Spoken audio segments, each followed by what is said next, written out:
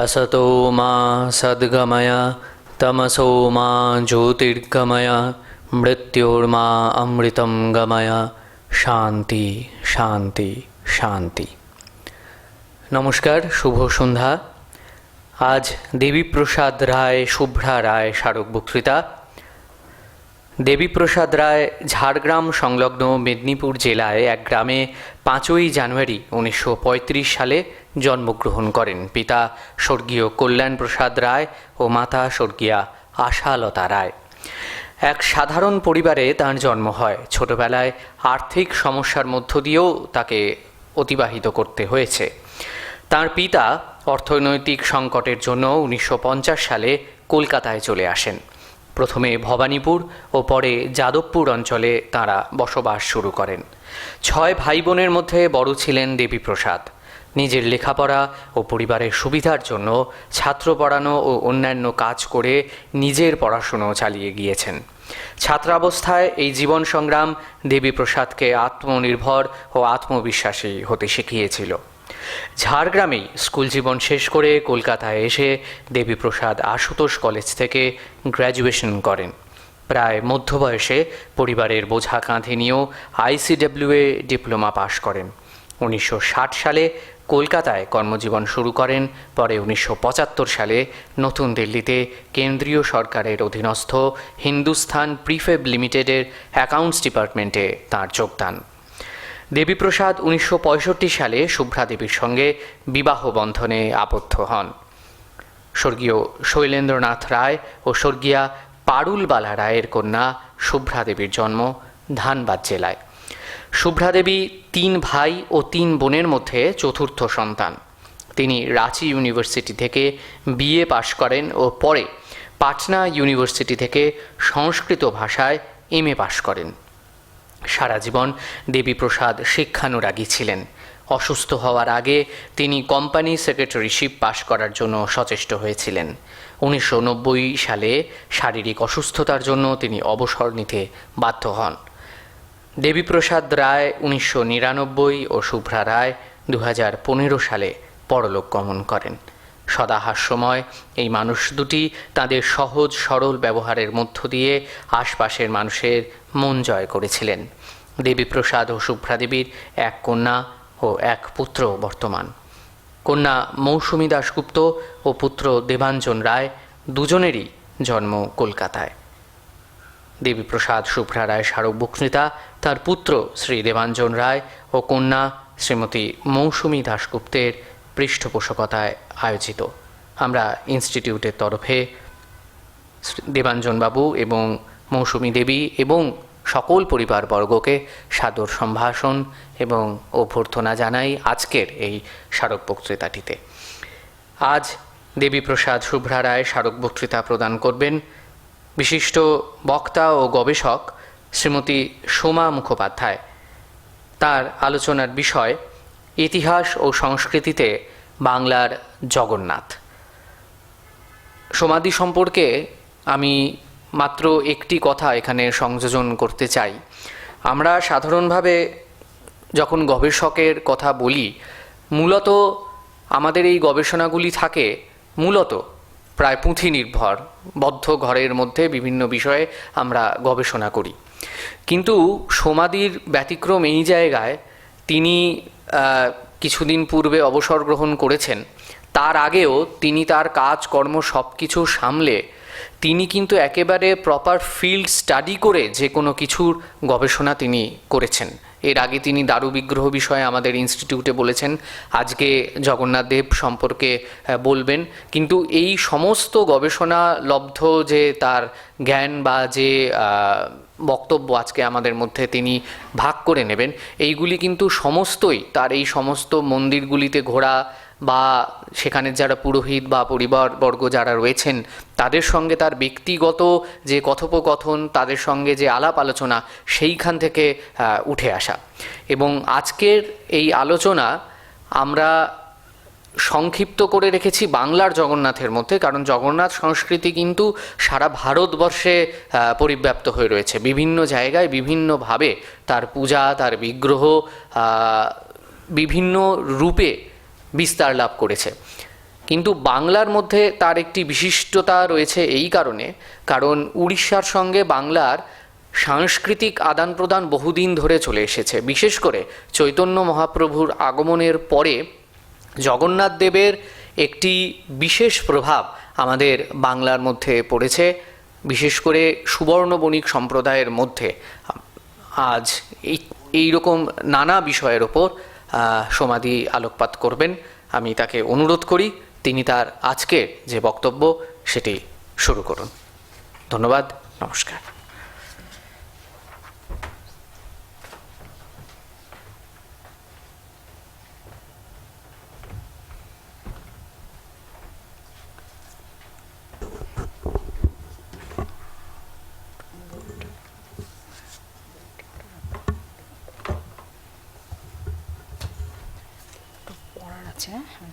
হ্যাঁ, একটু পড়ার আছে।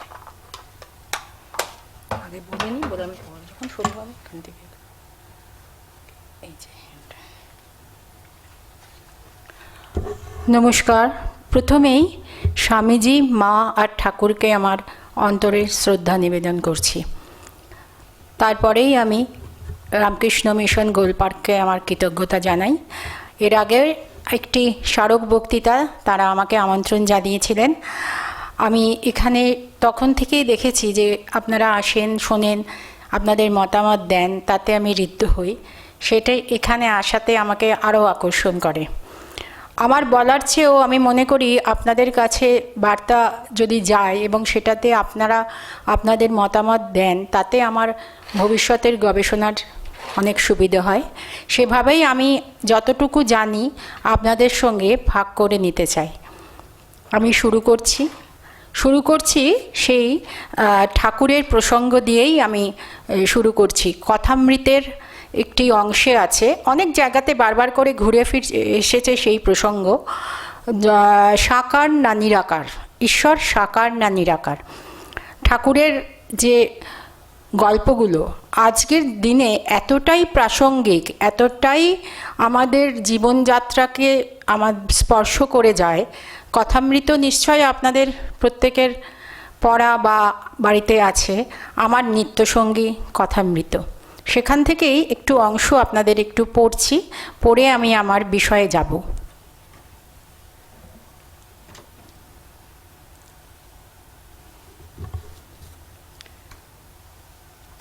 কথামৃতে যেটা বলেছেন ঠাকুর সেটা আমি পড়ছি। একজন জিজ্ঞাসা করল, ঈশ্বর সাকার না নিরাকার? শ্রীরামকৃষ্ণ: তিনি সাকার আবার নিরাকার। একজন সন্ন্যাসী জগন্নাথ দর্শন করতে গিয়েছিল। জগন্নাথ দর্শন করে সন্দেহ হলো ঈশ্বর সাকার না নিরাকার। হাতের দণ্ড ছিল, সেই দণ্ড দিয়ে দেখতে লাগলো জগন্নাথের গায়ে ঠেকে কিনা। একবার এধার থেকে ওধারে দণ্ডটি নিয়ে যাওয়ার সময় দেখলে যে জগন্নাথের গায়ে ঠেকল না। দেখে যে সেখানে ঠাকুরের মূর্তি নাই। আবার দণ্ড থেকে এধার থেকে ওধারে লয়ে যাবার সময় বিগ্রহের গায়ে ঠেকল। তখন সন্ন্যাসী বুঝল ঈশ্বর নিরাকার আবার সাকার। কিন্তু এটি ধারণা করা বড় শক্ত। যিনি নিরাকার তিনি আবার সাকার কীরূপে হবেন? এই সন্দেহ মনে উঠে, আবার যদি সাকার তো নানা রূপ কেন? জগন্নাথের প্রসঙ্গে বলতে গিয়ে ঠাকুরের এই কথাটা সবচেয়ে বেশি আমার কাছে প্রাসঙ্গিক। আমরা যার সূত্রে আজকে বাংলায় ঘরে ঘরে এই জগন্নাথ পুজো দেখি, তিনি শ্রী চৈতন্যদেব। তার লীলা, তার কথা আপনারা সকলেই জানেন। তিনি ঘর ছেড়ে সন্ন্যাস নিয়েছিলেন। মায়ের অনুরোধে তিনি কিন্তু পুরীকেই বেছে নিয়েছিলেন। তার থাকার কথা ছিল বৃন্দাবনে। মাতৃ আদেশকে তিনি উপেক্ষা করতে পারেননি, কারণ তার জ্যেষ্ঠ ভ্রাতা বিশ্বম্ভর অনেক আগেই সন্ন্যাস নিয়ে চলে গিয়েছিল। তাই তিনি এই পুরীধামেই বসবাস করেছিলেন 18টি বছর। চৈতন্য চরিতামৃতের লেখক কৃষ্ণদাস কবিরাজ পরিষ্কার সেখানে বলেছেন, এবং আরও পরবর্তী সময়ে ইতিহাসের গবেষকরা দেখিয়েছেন, তার এই সময়কাল মাত্র 48, কেউ কেউ বলেন 49 বছর। তার সময়কালটা কিভাবে অতিবাহিত হয়েছিল। এই যে 18 বছর তিনি পুরী ছিলেন, এই জগন্নাথ দেবকে কেন্দ্র করে বাংলা এবং ওড়িশার মধ্যে এক সুন্দর সাংস্কৃতিক সংযোগের সেতু তিনি তৈরি করে দেন। আমি পুরীর জগন্নাথ নিয়ে এখানে সামান্য দু একটি কথা বলবো, কিংবদন্তির কথাই বলবো, কারণ ও বিষয়টি একদম আলাদা, অনেক বিস্তৃত। বলা হয় জগন্নাথ দেব তার যে ভক্ত, তিনি যে দেবদেবীর ইষ্ট তাকে তিনি সেভাবে দর্শন দেন। তুলসীদাসকে নিয়েও এমন কিংবদন্তি আছে। এই যে আমাদের শ্রীচৈতন্যদেব যখন তিনি পুরী গেলেন, সোজা জগন্নাথের কাছে সন্ন্যাস নিয়েছেন, নবীন সন্ন্যাসী, তিনি দেখে একদম জগন্নাথের মাঝে কৃষ্ণকে দর্শন করলেন, কৃষ্ণ তার ইষ্ট, দেখে তিনি বাহ্যজ্ঞান শূন্য হলেন। এরপর তো অনেক ঘটনা, সার্বভৌম তাকে তার গৃহে নিয়ে গেলেন, নবীন সন্ন্যাসীকে তিনি বেদ বেদান্ত পড়াতে লাগলেন। 7 দিন ধরে যখন তিনি পড়াতেন, চৈতন্যদেব একটি কথাও বলতো না, চুপচাপ শুনতেন। তখন একদিন উনি বললেন যে আমি এত কিছু বলছি, তোমার কোনো উত্তর নেই, তোমার কোনো জানার ইচ্ছা নেই। এরপর শ্রীচৈতন্যদেব যেভাবে তাকে ঈশ্বর কি করে নিরাকার সেখান থেকে সাকার, জগন্নাথদেব পূর্ণ ব্রহ্ম সেখান থেকে তিনি নানা রূপ ধরেন, অপূর্ব ভাষায় বুঝিয়েছিলেন। সার্বভৌম বুঝেছিলেন যে তিনি কার কাছে বেদ বেদান্ত বলতে গেছেন। চৈতন্য চরিতামৃতে বিষয়টি এত সুন্দরভাবে, এত বিস্তৃতভাবে, এত দার্শনিকভাবে তুলে ধরা হয়েছে।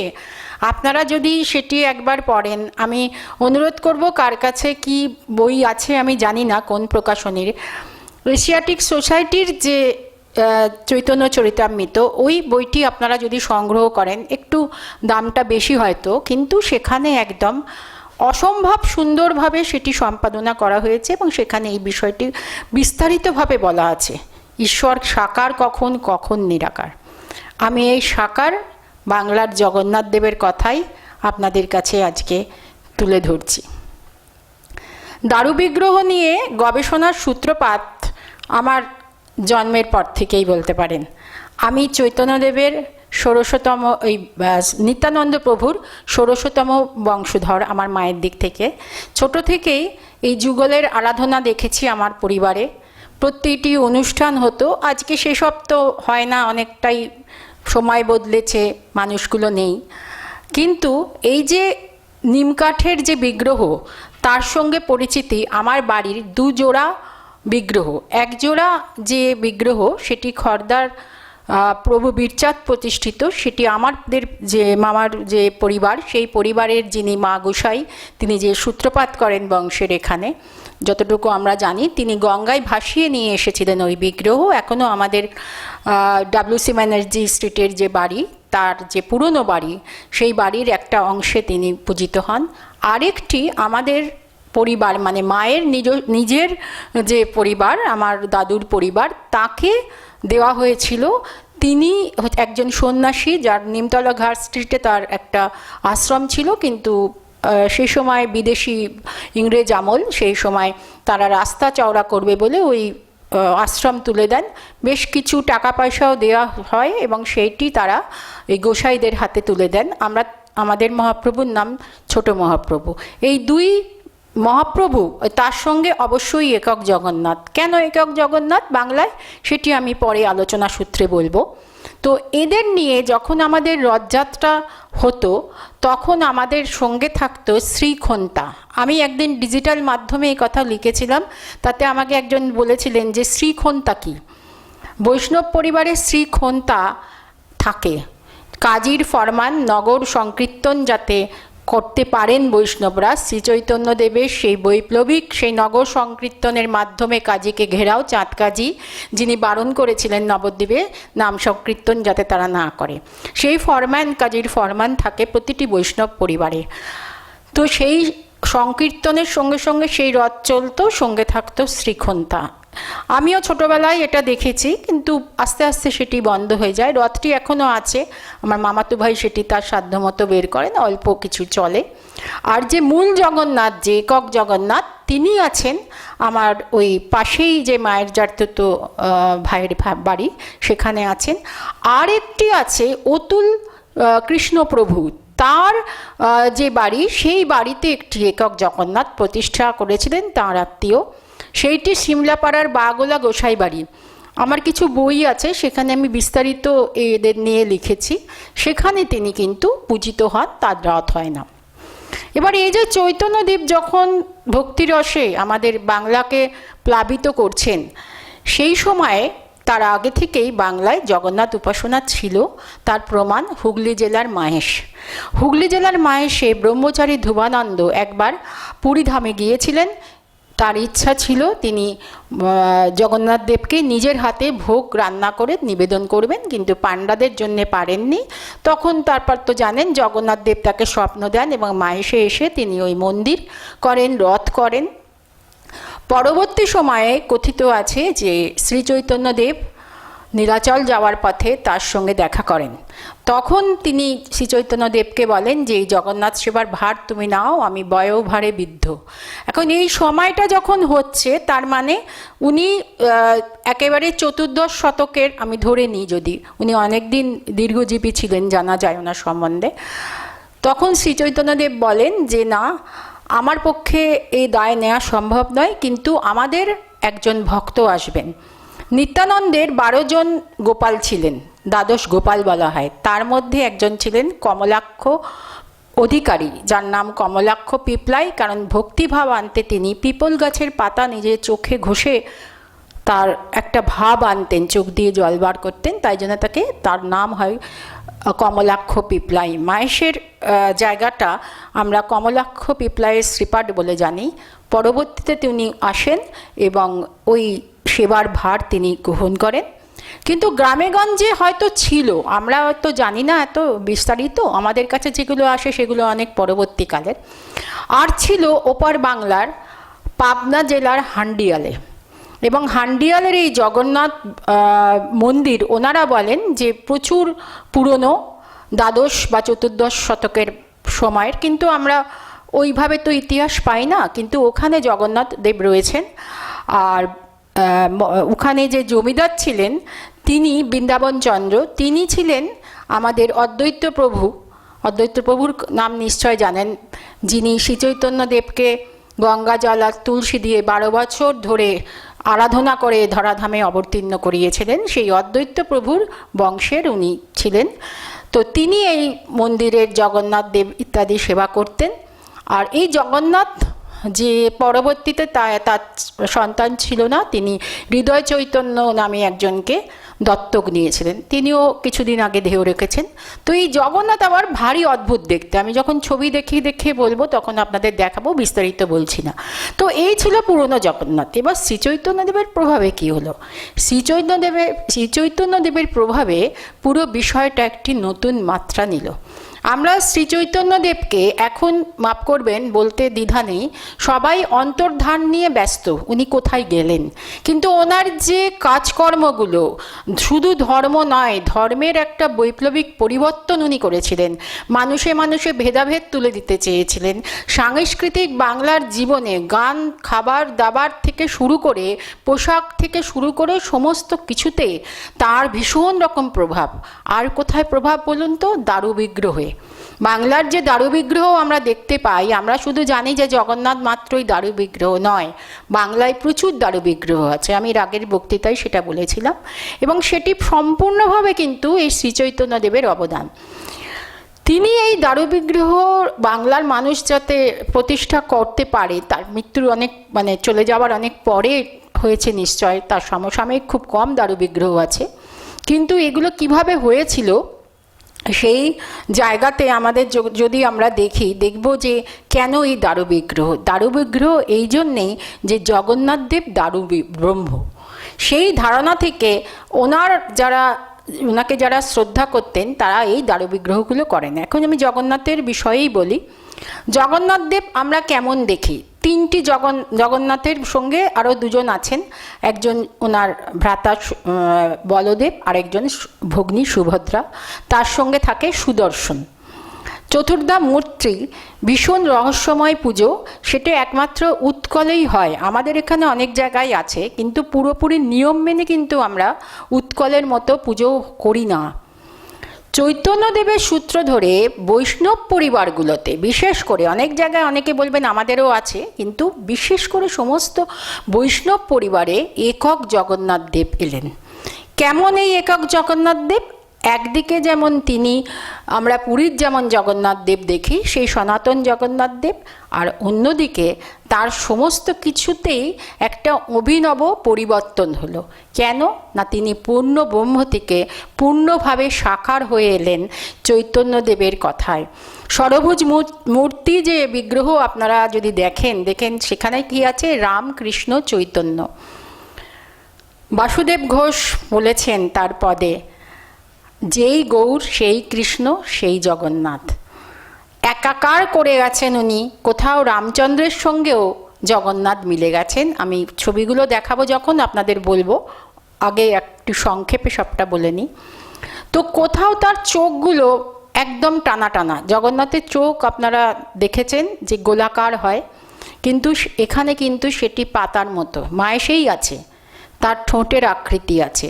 ধীরে ধীরে সেটি কিন্তু সম্পূর্ণ মনুষ্য যে বিগ্রহ যেরকম আমরা দেখি অন্য দেবদেবী, সেই রকম আকার নিয়েছেন। তার হাতে আঙুল আছে, এমনকি পূর্ণাবয়ব বিগ্রহও এখানে আছে। তো এগুলো সম্পূর্ণভাবে আমাদের চৈতন্যদেবের অবদান। তার প্রভাবেই আজকে বাংলায় এই বিশিষ্ট জগন্নাথ দেখি জগন্নাথের রীতিনীতি। আমি পরপর যখন দেখাবো তখন সেখানে রীতিনীতির কথাটাও আসবে, এবং দেখিয়ে যাব যে কিভাবে ঠাকুরের কথাও এখানে যে কথাটি বললাম, সাকার একবার দেখাচ্ছে জগন্নাথকে, একবার নিরাকার দেখাচ্ছে। এই কথামৃতে ঠাকুর এক জায়গায় বলেছেন যে অনন্তের মতোই পূর্ণ ব্রহ্ম ঈশ্বর, তিনি সমুদ্রের মতো, তার তল নেই, তিনি বিস্তৃত বিশাল। সেখানে হিম ভক্তিতে তাকে আমরা বরফের মতো কোথাও কোথাও দেখি। কি চমৎকার বর্ণনা! কিন্তু জ্ঞানলোকের সূর্য যখন আমাদের মধ্যে আসে, তখন সেই জায়গা থেকে সেই বরফ গলে আবার জলরাশিতে পরিণত হয়। অর্থাৎ তিনি সাকার, তিনি নিরাকার, নিরাকার থেকে সাকার, সাকার থেকে নিরাকার। আমরা যে জগন্নাথকে বাংলায় দেখি তিনি কিন্তু সাকার। কারণ চৈতন্যদেব বলেছেন যে বিগ্রহের মাধ্যমে ভক্ত এবং ভগবানের মধ্যে একটা বিশেষ যোগসূত্র হয়। তার মধ্যে দিয়ে, তার রূপের মধ্যে দিয়ে ভক্ত তাকে স্পর্শ করে। তাই তার সাকারভাবে তাকে প্রস্তুত করাই আমাদের বিধেয়। তো এবার আমি আপনাদেরকে দেখাতে যাচ্ছি পরপর যে বিগ্রহগুলো। এই বিগ্রহগুলো আপনি দেখলেই বুঝতে পারবেন যে এই যে দেখুন, মাথাতে অনন্ত নাগ, এখানে একটা ছোট্ট সাপের মতো জিনিস আছে বলদেবের বিগ্রহতে। এই বিগ্রহটি হচ্ছে মুর্শিদাবাদের রঘুনাথগঞ্জের তুলসীবাড়ি অঞ্চলের মন্দির, এবং এটি এসেছে কিন্তু চট্টগ্রাম থেকে কেউ নিয়ে এসেছিলেন। একটি মিথ আছে এর সঙ্গে, এখানকার বিগ্রহ নয় কিন্তু।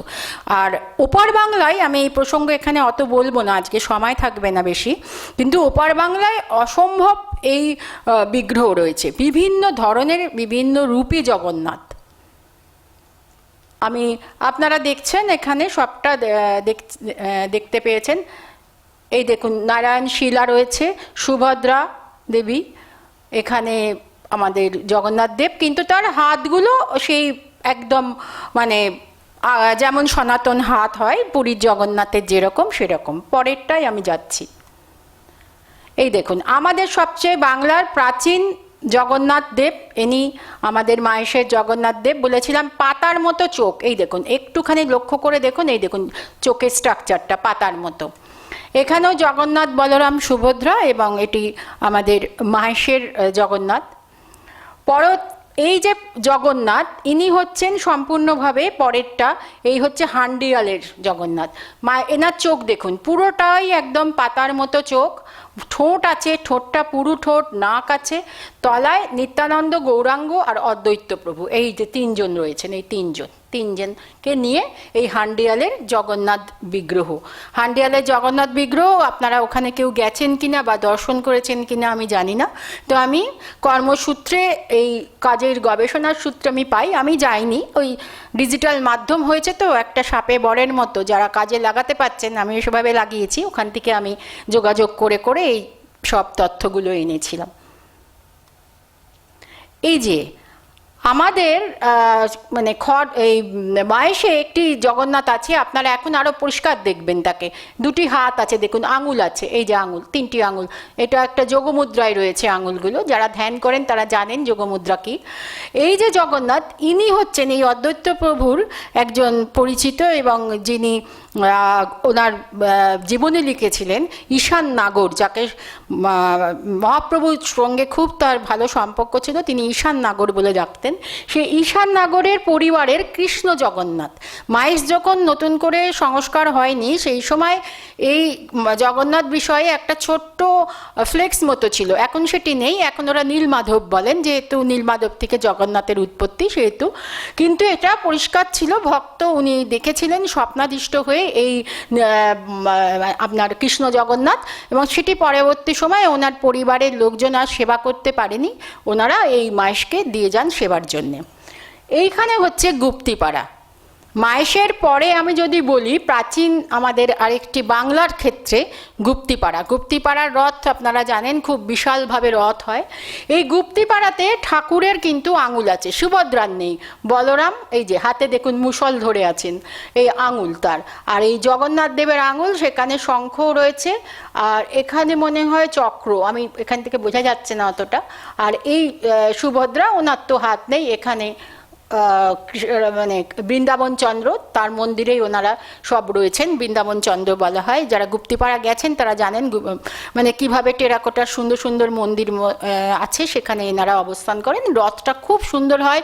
ভান্ডার লুট, যেটা আমাদের বাংলার একটা নিজস্ব রীতি, সেটা হচ্ছে যে লক্ষ্মী দেবী পাঠিয়ে দেন বলরাম আর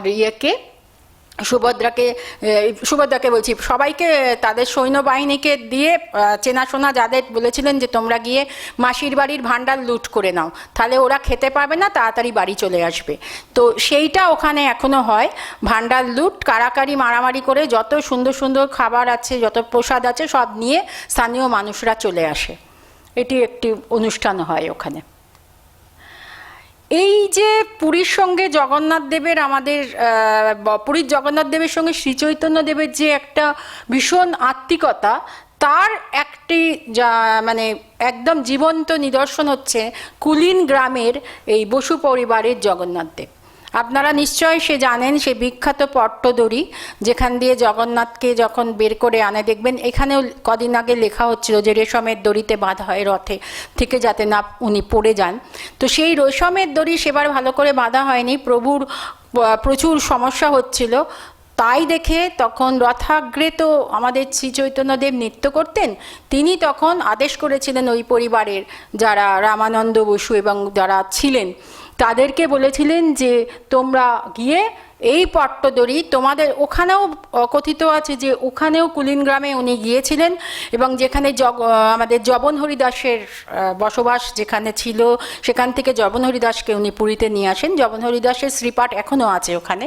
তো এই যে কুলিন গ্রামের রথের রশি, সেই ওখান থেকে পট্টদড়ি, সেই পট্টদড়ি আসতো, এখন হয়তো সেটি বন্ধ হয়ে গেছে।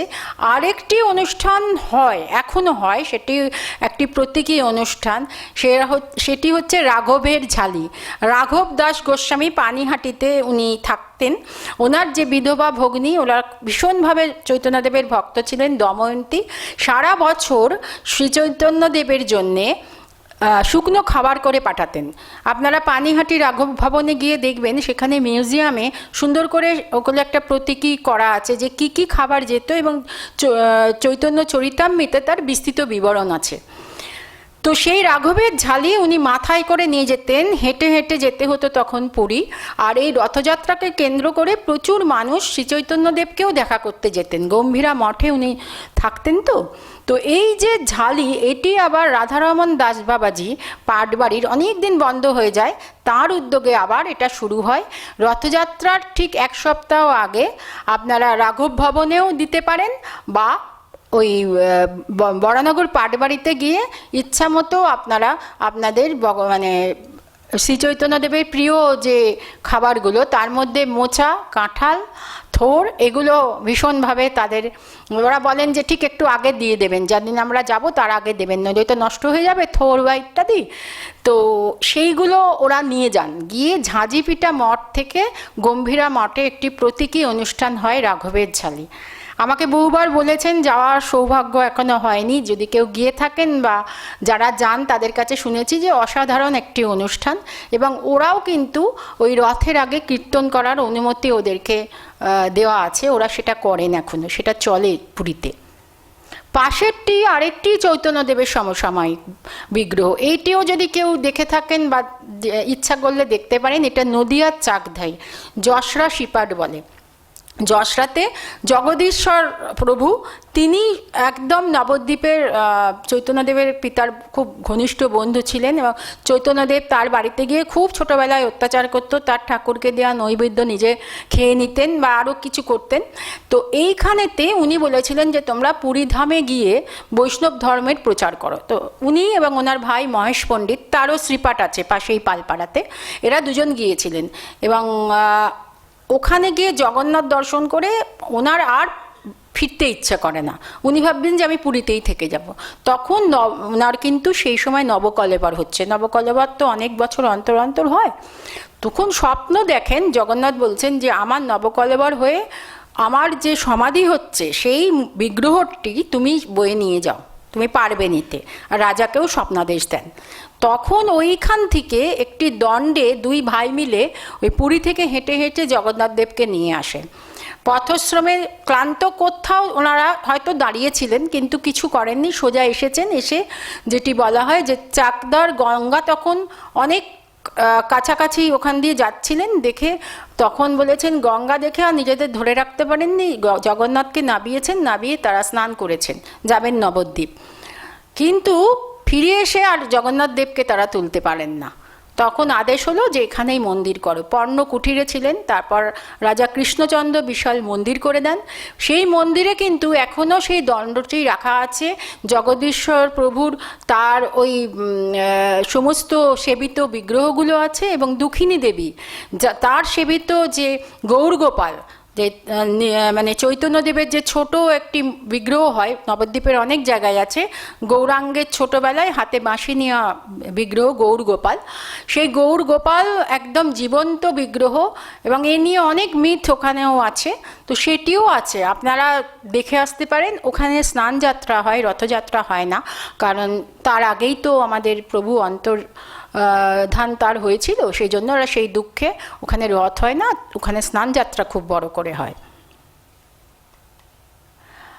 এইটি আরেকটি খুব দারুণ বিগ্রহ, এটা দেখাই। এটাও দেখুন বলভদ্রের হাত, আঙুল দেখা যাচ্ছে নিশ্চয়ই, ওখান থেকে আঙুল আছে, জগন্নাথ দেবের হাতের আঙুল আছে, এই যে শঙ্খ ধরেছেন। এখানে সব থেকে যেটা খুব ইন্টারেস্টিং সেটা হচ্ছে সুভদ্রার হাত আছে, হাতের আঙুল আছে, একদম বৈষ্ণব যে মূর্তি তত্ত্ব তাতে বলা হয় কি প্রেমদান মুদ্রা। সেই প্রেমদান মুদ্রায় দুটো হাত রয়েছে, দেখো হাতের তালু রয়েছে, হাতের আঙুলগুলো বোঝা যাচ্ছে। সুভদ্রার কিন্তু এরকম হাতের তালুযুক্ত বিগ্রহ খুব কম জায়গায়, হাত জোর করে 2-3 জায়গায় আছে। একটি শ্রীরামপুরের পাঁচুবাবুর বাজারে আছে, একটি বর্ধমান জেলার দিগনগরে আছে, এইভাবে কয়েকটি জায়গায় সুভদ্রার হাত দেখা যায়, হাত জোর করে আছেন। আর এটি আমাদের কলকাতার, এটি নবদ্বীপের, এখন বর্তমানে এটি সমাজবাড়ির সেবায় আছে। এটি শান্তিপুর থেকে এক বাবাজি নাকি নিয়ে এসেছিলেন। এখন নবদ্বীপের সমাজবাড়ির সামনেই রয়েছে আপনার একটি নৃসিংহ মন্দির, সেটি বহু প্রাচীন নৃসিংহ মন্দির, সেইখানেই উনি অবস্থান করেন, ওরাই দেখাশোনা করে, সমাজবাড়ির উপর দায়িত্ব। যদি কেউ নবদ্বীপে যান দর্শন করতে পারেন। আর ইনি হচ্ছেন আমাদের বাগবাজার রে সরকার লেন বলে একটি জায়গা আছে, সেইখানে এই চ্যাটার্জি পরিবার সেবিত বিদ্রোহ, এটাও সেবিত একজনের ছিলেন, তাদের দিয়েছেন তাদেরকে। তো এখানে দেখুন জগন্নাথ বলরাম এদের দুজনেরই ভালোভাবে হাতগুলো বোঝা যাচ্ছে, সাকার হচ্ছেন কিন্তু নিরাকার নয়, সাকার, তার পূর্ণ বিগ্রহ আস্তে আস্তে রূপ পাচ্ছে। আর সুভদ্রা, তার তো ইয়ে নেই, আর অসংখ্য ঠাকুর দেবতা সব রয়েছে ওনাদের সেবিত। এটা আমাদের খোদ কলকাতাতে। ইনি আমাদের পরিবারের, যার কথা আপনাদের বলছিলাম, এই গৌর নিতাই আমাদের, এনারা হচ্ছেন, ইনি গৌরাঙ্গ, ইনি নিতাই চাঁদ। নিতাই চাঁদ সবসময় নীলপদ্মের বেদিতে অবস্থান করেন, আর গৌর উনি সবসময় লাল পদ্ম বেদিতে অবস্থান করেন। নীল রং ওনার প্রিয়, কারণ উনি বলদেবের অবতার, বলরামের নীল রং প্রিয় সেই জন্যে। আর এই দেখুন আমাদের একক জগন্নাথ, এটা আমি ইচ্ছা করে দেখাচ্ছি যে বৈষ্ণব পরিবারে একক জগন্নাথ পতিত পাবন, যেহেতু উনি কৃষ্ণের একদম সরাসরি কৃষ্ণকে দেখেছিলেন, তাই এই বিগ্রহ একক জগন্নাথের। ইনি আমাদের সিমলার, এনাদের বাংলার দারু বিগ্রহের সমস্ত বৈশিষ্ট্য নিয়ে রয়েছেন, এবং এটি সম্পূর্ণভাবে বীরচাঁদ প্রভুর প্রতিষ্ঠা করা বিগ্রহ, ওখান থেকে এসছে, 400 বছরের কাছাকাছি বয়স। আর ইনি আমাদের পুরো এইটা দেখালাম আপনাদের। দেখুন শঙ্খচক্র যখন লাগানো হয় হাতে, তখন মানে যখন রথ হয় তখন, এখন মনে হয় সারা বছরই লাগানো থাকে। আর ইনি আমাদের ওই অতুল কৃষ্ণ প্রভুর পরিবারের বিগ্রহ। এইটি একটি আশ্চর্য বিগ্রহ, দেখুন খুব ভালো করে দেখতে পাচ্ছেন, পুরো হাত আশীর্বাদের ভঙ্গিতে হাত। এর সন্ধান আমাকে দিয়েছিলেন আমাদের আরেকজন দাদা, আমার সহকর্মী সাগর চট্টোপাধ্যায়। উনি দক্ষিণ 24 পরগনার পুরাকীর্তি নিয়ে একটি বই লিখছিলেন, বহু জায়গায় পায়ে হেঁটে হেঁটে ঘুরেই উনি কাজটি করেছিলেন।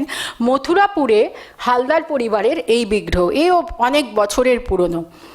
এখন এই সম্বন্ধে আমিও খুব ভালো করে জানি না, ওদের সঙ্গে আমার যোগাযোগ সেভাবে হয়নি, আমি অন্যান্য সূত্র মারফত বিগ্রহটি পেয়েছি। তবে স্বপ্নাদিষ্ট বিগ্রহ, এবং একেবারে দক্ষিণ 24 পরগনাতে কিন্তু শ্রীচৈতন্যের ভীষণভাবে প্রভাব আছে। ওই রাস্তা ধরে ছত্রভোগ হয়ে উনি ঝাড়খণ্ডের দিকে চলে গিয়েছিলেন। তো এইখানে এই বিগ্রহটি আমার মনে হয় বাংলার একদম একটা বিরল জগন্নাথ দেবের বিগ্রহ, এবং একক জগন্নাথ। এইটি একটা জিনিস আমি দেখাই, এখনকার প্রজন্মকে আমরা দোষ দিই, তারা কিছু করে না, তারা অনেকভাবে বাজে করে সময় কাটায়। কিন্তু বাঘা যতীনের অপূর্ব দাস ছোটোর থেকেই, তার বাবার একটা ওই কাঠের কারবার, তো সেখান থেকে ও আর কি একটি নিম কাঠের এই বিগ্রহটি করেছে। বেশি বয়স নয় ছেলেটির, 25-26, খুব বড় জোর। তো ও আর কি এটা বিভিন্ন সূত্র থেকে দেখে এনে করে। আমি ও ডিজিটাল মাধ্যম থেকেই ওকে পাই, ওর বাড়িতেও দর্শন করেছি প্রভুকে। তো এইভাবে ও কিন্তু, এবং এই রকমই বিগ্রহ জাগুলি পাটনা বলে, খোর্দা বলে একটি জায়গা আছে, খোর্দা স্টেশন জানেন, তার কাছে, সেখানে এরকম পূর্ণবয়ব জগন্নাথ বলরাম সুভদ্রার বিগ্রহ আছে, সকলেই এই হস্ত এবং চরণযুক্ত।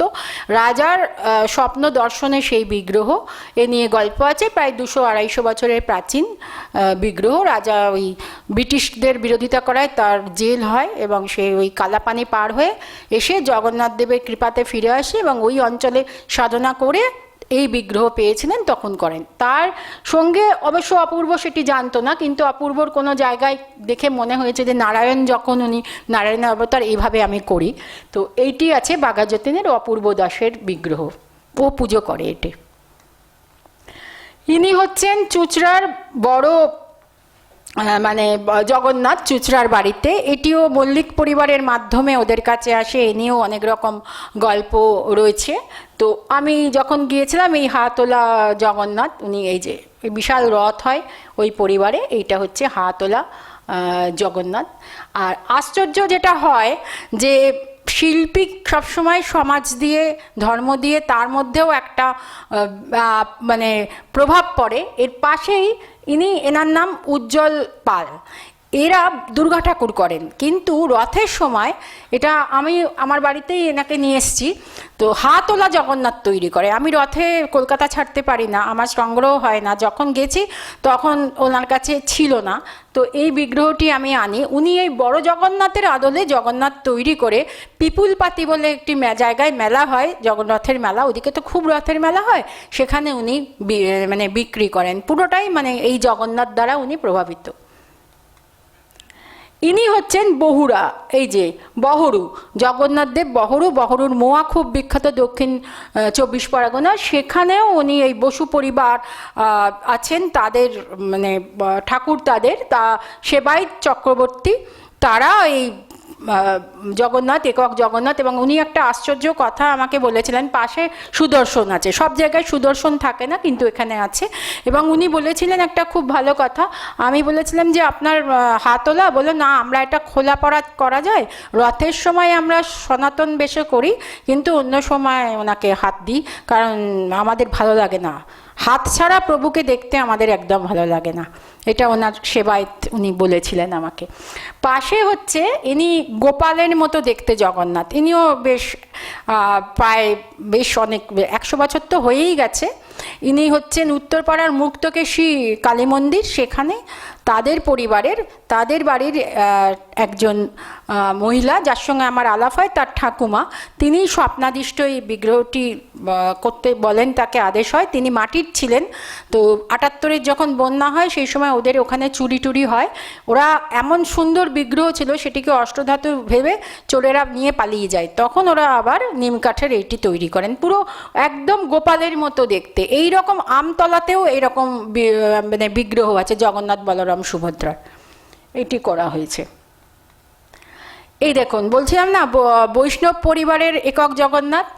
গঙ্গামণি নিত্যানন্দ প্রভুর যে মেয়ে, একজন তো বীরভদ্র আর একজন গঙ্গামণি, বাকি তো সব সন্তানরা তারা অকালেই প্রয়াত হয়েছিলেন। তো গঙ্গামণির যে শ্রীপাঠ সেটি আছে জিরাটের কাছে, সেই জিরাট শ্রীপাঠে এই দেখুন বলদেবের সঙ্গে এই অবস্থান, অন্য সমস্ত আছে, এবং সেখানে জাহ্নবা দেবীরও বিগ্রহ আছে। এই দেখুন জগন্নাথ দেব আর বলদেব। আর এটিও একটা বিখ্যাত শ্রীপাঠ, তরার শ্রীপাঠ, পরমেশ্বর দাস ঠাকুরের শ্রীপাঠ, এটি খুব বিখ্যাত। আপনারা রামকৃষ্ণ মিশনের সবাই জানেন যে ওই অঞ্চলে 8 ফুট তরাতে একটি বিশেষভাবে মানে মিশনের সঙ্গে যুক্ত ঘটনা আছে, স্বামীজিকে নিয়ে ধুনি জ্বালিয়েছিলেন ওখানে, তো তার কাছেই এই শ্রীপাঠ যদি দেখতে পারেন। এখানেও দেখুন বলভদ্র আর এখানে রাধারানী আছেন, তার সঙ্গে এই একক জগন্নাথ। বৈষ্ণব বাড়িগুলো আমি বলছিলাম।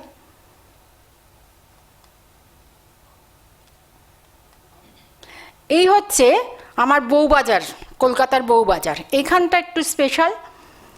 এই যে দুজন আছেন লক্ষ্মী এবং জগন্নাথ, রামকানাই অধিকারীর বাড়ি, যেখানে যদুভট্ট এসেছিলেন কিছুদিন। খুব সুন্দর একটি বাড়ি, এবং দুটো বাড়ির একে একটি মানে সাঁকোর মতো সেতু দিয়ে জোড়া বাড়ি, এবং ঠাকুর বাড়ি, মেয়েরা যাতে রাস্তায় না যেতে পারে তার জন্যে। তাদের ঠাকুর বাড়িটিও চমৎকার। তো তাদের পরিবারের পূর্বপুরুষ বর্ধমান থেকে এসেছিলেন, তারা ভালোবাসতেন শ্রী চৈতন্য দেবের সঙ্গে, তাদের মধ্যে একজন ছিলেন ছত্রধর। তো তারা যখন কলকাতায় আসেন, তারা এই বউবাজারে সুবর্ণ বণিকরা তাদের আশ্রয় দেন, কারণ সুবর্ণ বণিকদের প্রচুর জায়গা জমি ওখানে, এবং ওদের কাছে দীক্ষা নেন। পরবর্তী সময়ে তারা জগন্নাথ প্রতিষ্ঠা করেন, তার বংশের মানুষরা। এবং জগন্নাথের সঙ্গে যেটা খুব ইন্টারেস্টিং, এই যে একক জগন্নাথ, তারা বৈষ্ণব, তারা তো আমাদের মানে ব্রাহ্মণ পরিবার, কিন্তু তার সঙ্গে ধাতব লক্ষ্মী মূর্তি করেন। এই যে ধাতব লক্ষ্মী মূর্তি, এর কারণ একটাই, যে সুবর্ণ বণিক পরিবারে আমরা দেখব যেখানে জগন্নাথ আর লক্ষ্মী দেবী থাকেন, কারণ সুবর্ণ বণিক পরিবারেতে লক্ষ্মীর সঙ্গে মঙ্গলচণ্ডী সব পরিবারে থাকে, এবং ওরা বেশিরভাগ পরিবার আবার জগন্নাথ লক্ষ্মী দেবীকে পাশাপাশি নিয়ে জগন্নাথের রথযাত্রায় বসান বা এমনি সময়তেও থাকেন। এই আরেকটি বাড়ি, এটা দেখাচ্ছি, এটা হচ্ছে সনাতন ছিলেন তাদের ধর পরিবার, স্বরূপ ধর, এদেরও প্রায় 200 বছর পুরনো ঠাকুর বাড়ি, এই জগন্নাথ দেব, এই লক্ষ্মী দেবী। এই যে বিয়ের কথা বলছিলাম, আজকে লাস্ট যেটা পুরীতে হয় লক্ষ্মী জগন্নাথ মিলন, এদের হয় উল্টো রাতে, অনেক রাতের দিকে। সেই জগন্নাথ লক্ষ্মীদেবের মিলন আমার দেখার সৌভাগ্য হয়েছিল। সে বছর কোভিডের জন্যে 7:30টার মধ্যে সমস্ত অনুষ্ঠান শেষ করতে হয়, তখন আমি এটা দর্শন করি। এবং এই যে ফুলের সাজে অপূর্ব সাজ তাকে দেওয়া হয়, বিশেষ বিশেষ মিষ্টি তাদের ভোগ নিবেদন করা হয়। সারা বছর ওই পরিবারে জগন্নাথ এবং লক্ষ্মী পাশাপাশি থাকে। যখন লক্ষ্মী দেবী কোনো জায়গায় পালায় যান, পালা করে তো থাকেন, সেই সময়টুকু ফাঁকা থাকে, আবার ফিরে এসে মন্দিরে দেখা যায় যে লক্ষ্মী দেবী জগন্নাথ একসঙ্গে আছেন। এটা সুবর্ণ বণিকদের। এবং সুবর্ণ বণিকরা কেন এই বৈষ্ণব হয়েছিলেন তার ঘটনা তো আপনারা জানেন। বল্লাল সেন তাদের পতিত করে, তাদেরকে উদ্ধার করেছিলেন নিত্যানন্দ প্রভু, যে উদ্ধারণ দত্ত, যার নামে সারা বৈষ্ণব সমাজও তাকে খুব পছন্দ করেন, তাকে ভালোবাসেন। আর সুবর্ণ বণিকদের ত্রাতা তিনি, সপ্তগ্রামের বড় জমিদার বাড়ির পুত্র ছিলেন। উদ্ধারণ দত্ত নামটি নিতাই চাঁদের দেওয়া, কারণ তাকে দীক্ষা দিয়ে তার সঙ্গে সুবর্ণ বণিক সমস্ত সপ্তগ্রামের তাদেরকেও তারা বৈষ্ণব মন্ত্রে দীক্ষা দেন। এবং যে সমস্ত সুবর্ণ বণিক পরিবারেতে দুর্গাপুজো হয় সেটিও কিন্তু সে বলিহীন আমি অন্তত যাদের দেখেছি। এবং পুরো বেশিরভাগ ক্ষেত্রেই তারা হয় শিব দুর্গা করেন, নয়তো অভয়া দুর্গা। এমনি দশভুজা দুর্গা আমি খুব একটা দেখিনি এদের পরিবারে।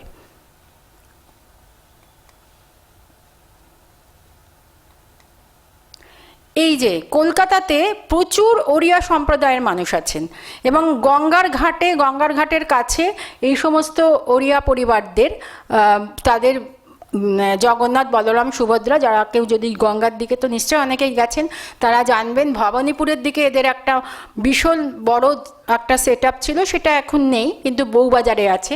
বউবাজারের এই যে একক জগন্নাথ পতিত পাবন বলা হয়, যেহেতু রাজার সেই কাহিনী, এদের ব্যাপারটি একটু আলাদা। কারণ রাজা ওই সপ্তদশ শতকে তিনি বাধ্য হয়েছিলেন ইসলাম ধর্ম গ্রহণ করে একটি মুসলিম মেয়েকে বিয়ে করতে, কারণ তা না হলে তার রাজত্ব চলে যেত, আর তাকে বন্দি করা হয়েছিল। এবং আরও বলা হয়েছিল যে তুমি যদি এটা না করো তোমার একদম সমস্ত নষ্ট করে দেবো। জগন্নাথকে বাঁচাতে তিনি করেন, কিন্তু যেহেতু নিয়ম আছে যে পুরীর শ্রীমন্দিরে রাজাই হন প্রজাই হন, কেউ যদি অহিন্দু হন তারা প্রবেশ করতে পারবেন না, রাজার ক্ষেত্রে সেই নিয়ম হয়। রাজা কিন্তু এতটাই ভক্ত, তিনি সিংহদুয়ারের দরজায় দাঁড়িয়ে রোজ কাঁদতেন। একদিন জগন্নাথ আর সহ্য করতে না পেরে ছুটে আসেন, তারপর থেকে নিয়মিত তার সঙ্গে দেখা করেন। একদিন এরকম ঘটনা দেখেন ওখানকার মূল যে সেবায়িত, তিনি দেখে বলেন যে কি ব্যাপার, এখানে এত ফুল এত গয়না কেন? তখন জগন্নাথ স্বপ্ন দিয়ে বলেন যে এখানে একটি প্রতিষ্ঠা করো পতিত পাবন, যারা আমাকে দর্শন করতে ভেতরে যেতে পারবে না তারা বাইরে থেকে আমাকে যাতে দর্শন করে। সেই পতিত পাবনকে ওড়িশাবাসী খুব মানে শ্রদ্ধা সহকারে পুজো করে। এই সেই পতিত পাবন, ইনি আছেন আমাদের বউবাজারের শশীভূষণ দে স্ট্রিটে, একদম ওড়িয়া পরিচালিত একটি বিগ্রহ, বহু প্রাচীন বিগ্রহ। এটি হচ্ছে চুনিমণি দাসের ঠাকুরবাড়ি। এরও শতাব্দী প্রাচীন, প্রায় 125 বছর পার হওয়া একটি ঠাকুরবাড়ি। সেখানে জগন্নাথ দেব 3.5 ফুটের জগন্নাথ দেব, এবং এর মধ্যে বলা হয় পুরীর জগন্নাথ দেবের ওই কোনোভাবে কাঠের কোনো টুকরো আছে। আর এইখানে রথটা 20 ফুট উঁচু রথ, আগে বেরোতো বাড়ির বাইরে, কিন্তু এখন বেরোতে পারে না, এখন বাড়ির মধ্যেই টানা হয়। খুব সুন্দর অনেক রথের বিগ্রহ আছে, এবং ঠাকুরবাড়িটি আপনারা দেখতে পাচ্ছেন আংশিক দেখা যাচ্ছে। অসাধারণ ঠাকুরবাড়ি, কিন্তু সংস্কারের অভাবে জীর্ণ। আমরা সকলের কাছেই আহ্বান করেছি, দেখা যাক কতটা কিছু হতে পারে কিনা। বহু বর্ষ পুরনো, এবং তাদের উল্টো রথে খুব ভালোভাবে প্রসাদও বিতরণ করা হয়। এদের একটাই বেশ এখনো পর্যন্ত হয়, আগে হয়তো অনেকগুলো ছিল। এটি হচ্ছে বামন বেশ।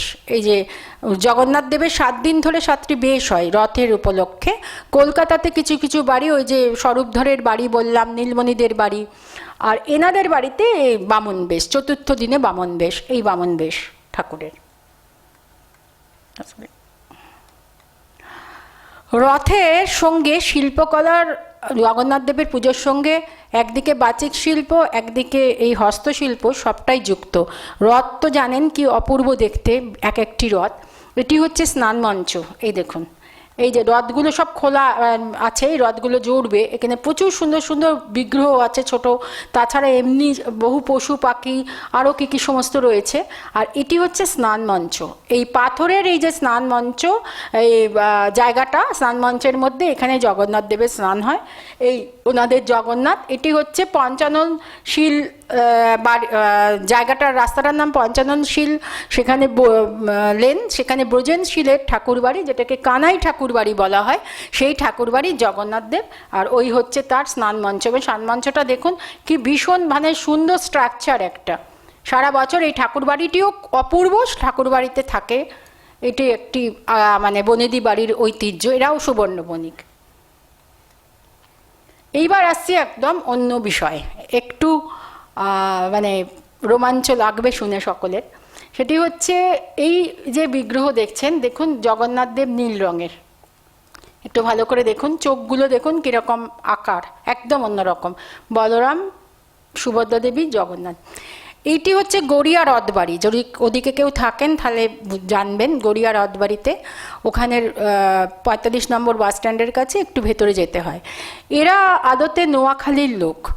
এখানে যার কাছে আমরা গেছিলাম তাদের পরিবারে এই যে স্বপ্নাদিষ্ট বিগ্রহ, এবং এই বিগ্রহ একে নিয়ে এরা দেশভাগের সময় চলে আসেন, এসে ওখানে থাকেন।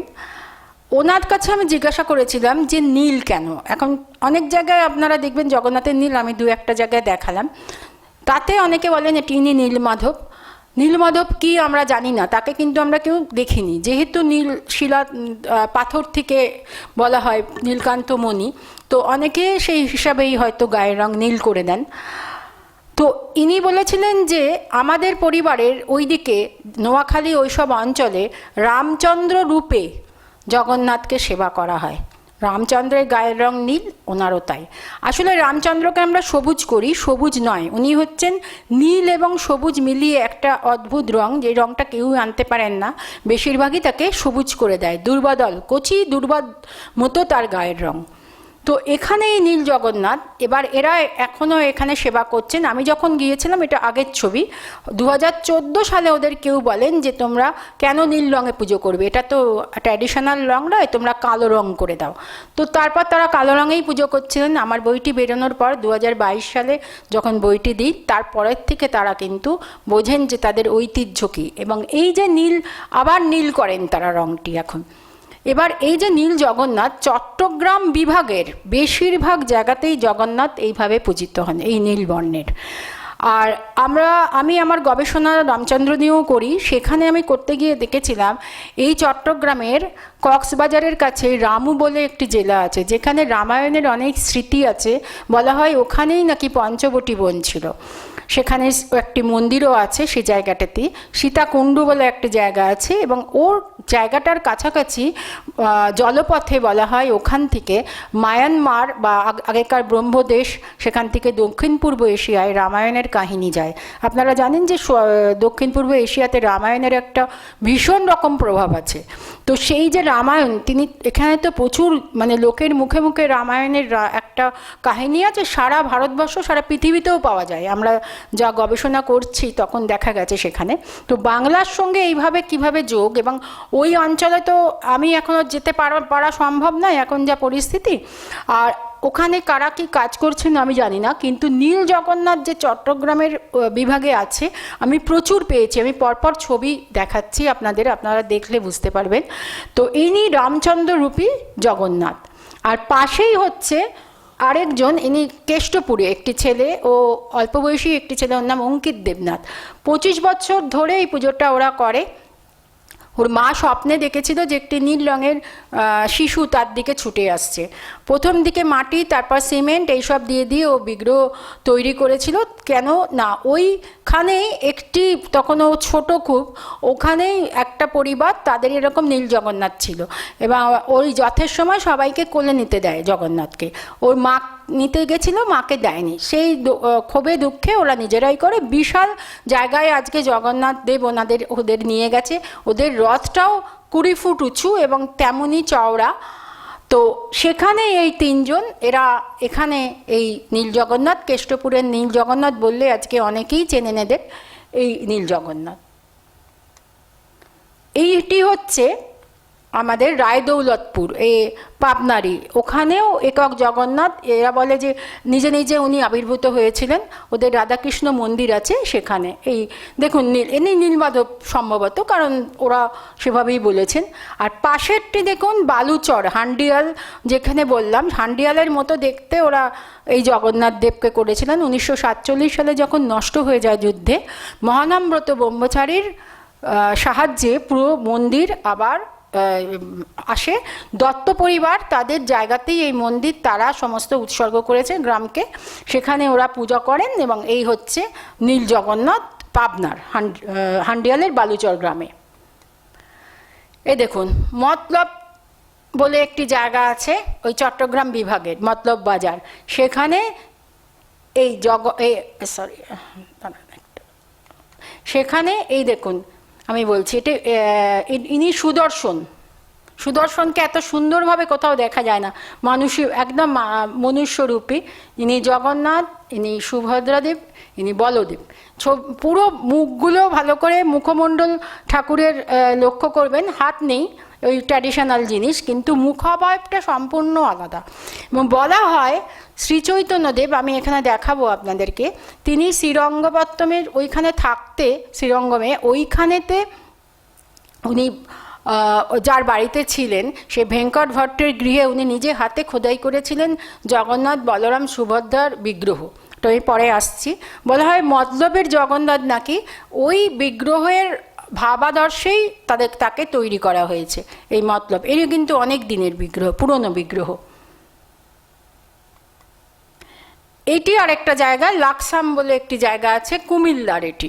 এখানেও কিন্তু দেখুন পুরো মুখমণ্ডলটা একদম আলাদা রকম, তিনজনের একদম অন্য ধরনের মুখমণ্ডল, জগন্নাথের মতো ট্র্যাডিশনাল ওই রকম পুরীর মতো নয়। পাশেরটিও খুব ইন্টারেস্টিং। এই যে জগন্নাথ দেব আর বলভদ্র, এরা হচ্ছে সুচক্রদণ্ডী বলে এই চট্টগ্রামে। এখানে এই মূল বিগ্রহ কিন্তু বর্ধমান জেলার ছিল, বর্ধমানের একটি জমিদার, তার বাড়ির বিগ্রহ। তিনি জমিদার তখন একটু ইসলামিক সময়, মুর্শিদ ইটকুলি খাঁর সময়, উনি যাতে ওনার বিগ্রহ ঠিকঠাক থাকে উনি দুই ছেলেকে দায়িত্ব দিয়ে গেছিলেন।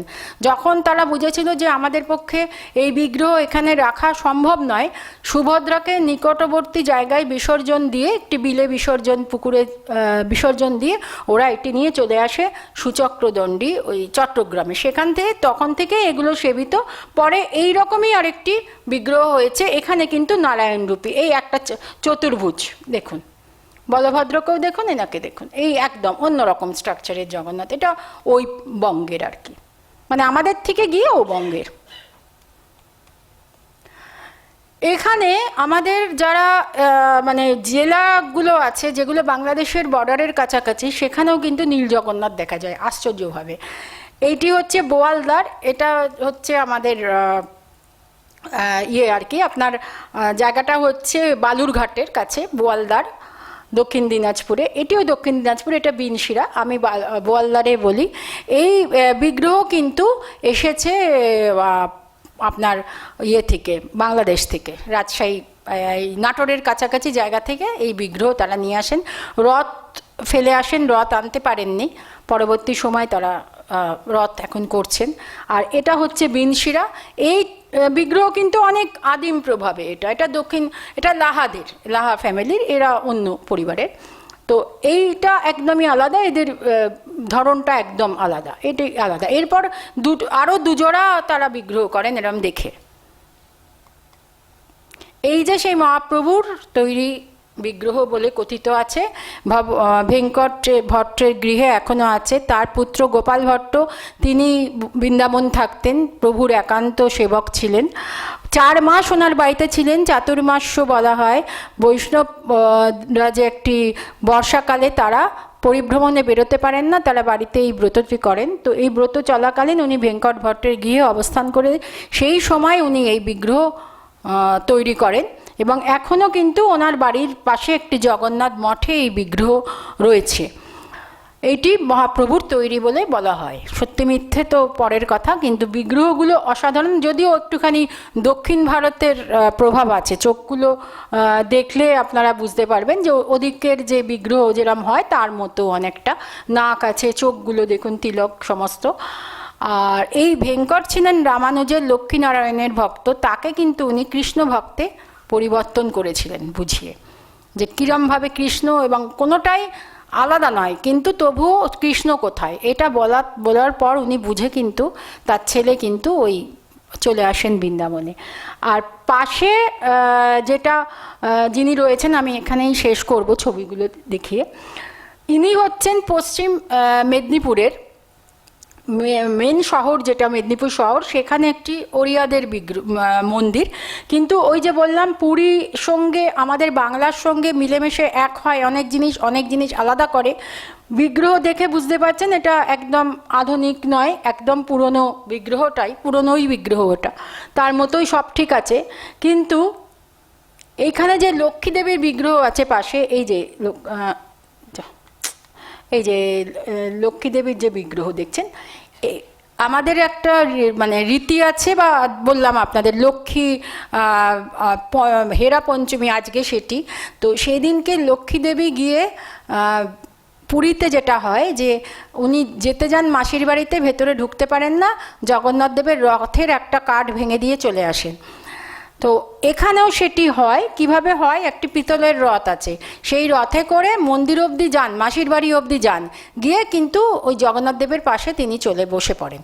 ওখানে কিন্তু আর কাঠ ভাঙার কোনো দৃশ্য নেই। তো এটাই হচ্ছে বাংলার রীতি। আর আমি একটা জিনিস ওই যে বললাম আপনাদেরকে, যে একটু পড়ে শোনাচ্ছি, এটা আমাদের অঙ্কিত দেবনাথ, যাদের কেষ্টপুরে বাড়ি, তারা ওই লক্ষ্মী জগন্নাথ যে মিলন, সেখানে দুজনের যে কথা কাটাকাটি ঝগড়া হয়, এটা পুরীতে বিশালভাবে হয়। তো ও একটা ছড়া ওরা বানিয়েছে, তো সেইটা আমি আপনাদের একটু পড়ে শোনাচ্ছি।